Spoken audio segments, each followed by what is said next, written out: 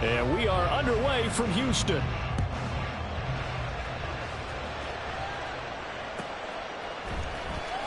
He will return this from deep in the end zone. And look at this. Right away, a loose football. And the Colts pick it up. And his guys are going to get the football at the 28-yard line. And now, as with every potential turnover, they're going to take a second look at this just to make sure.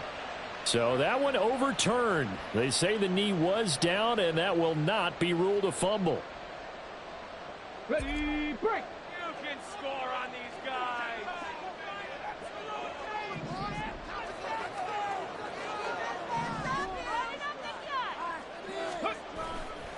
They go play action here on first down. And his first pass here is going to fall incomplete. One thing that you're going to see from this offense is that they love the matchup with their wide receivers against this secondary. That one wasn't successful, but don't expect them to back away from attacking all game long.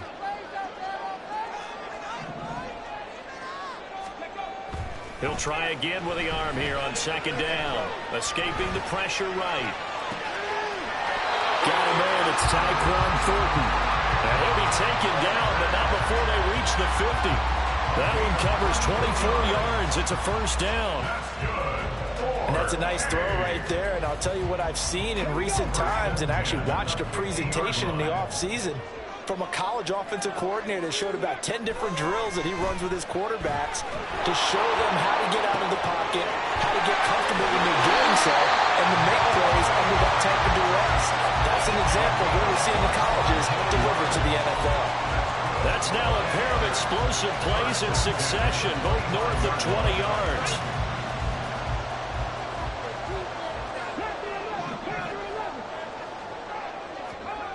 Again, he'll drop to throw. And got his man. It's caught. Touchdown, Houston. Noah Fant, his third touchdown now on the year. And the Oilers will jump on top with the game's first score here this afternoon. Extra point by Ryland, up and good. And that makes the score 7-0.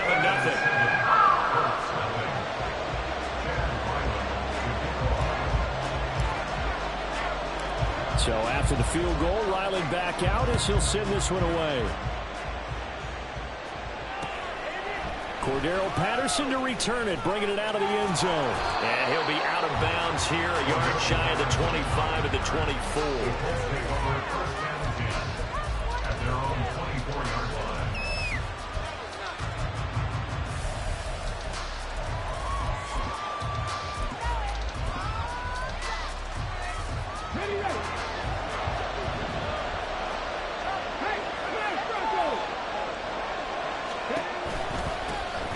Carry by Taylor to start the drive.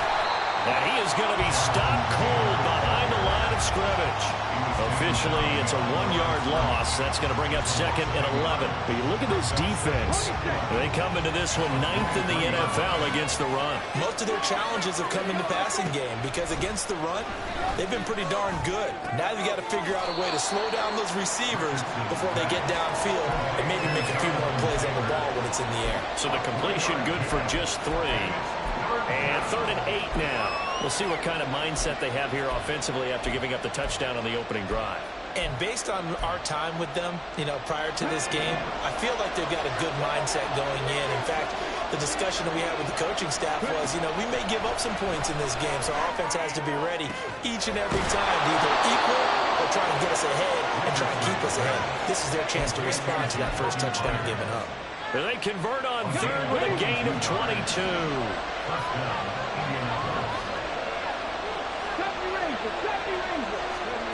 Yeah, Richardson back to throw it. In trouble, and he's taken down. The defense.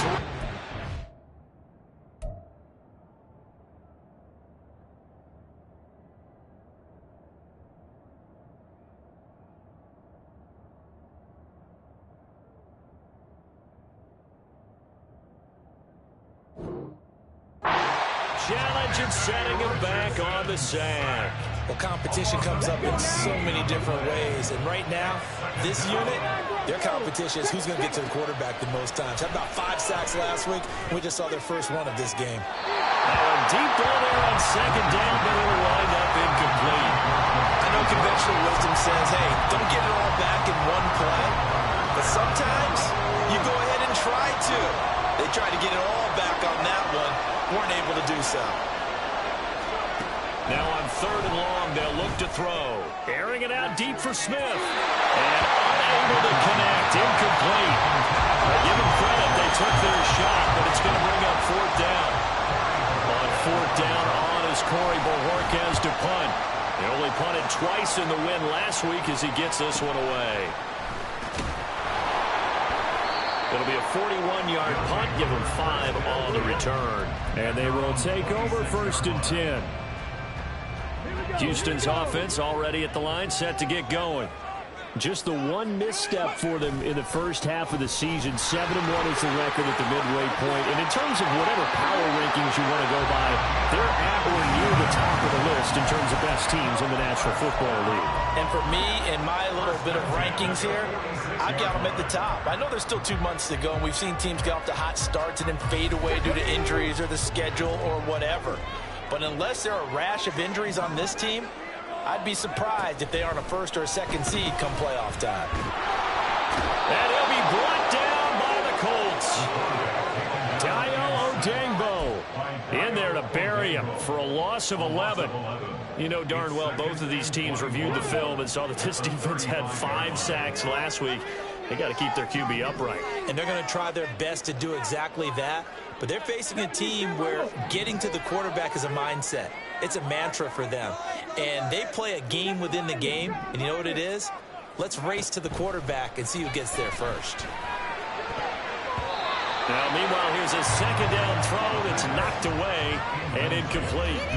Juju Smith-Schuster, the intended receiver.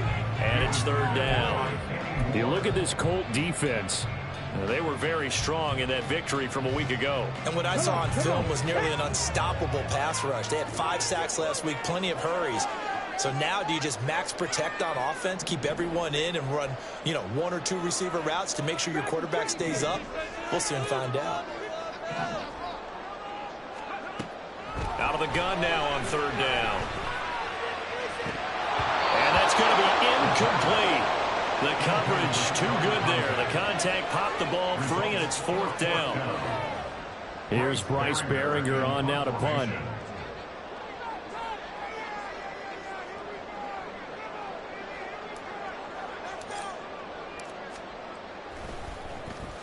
Yeah, yikes. Terrible kick. Headed straight for the sidelines.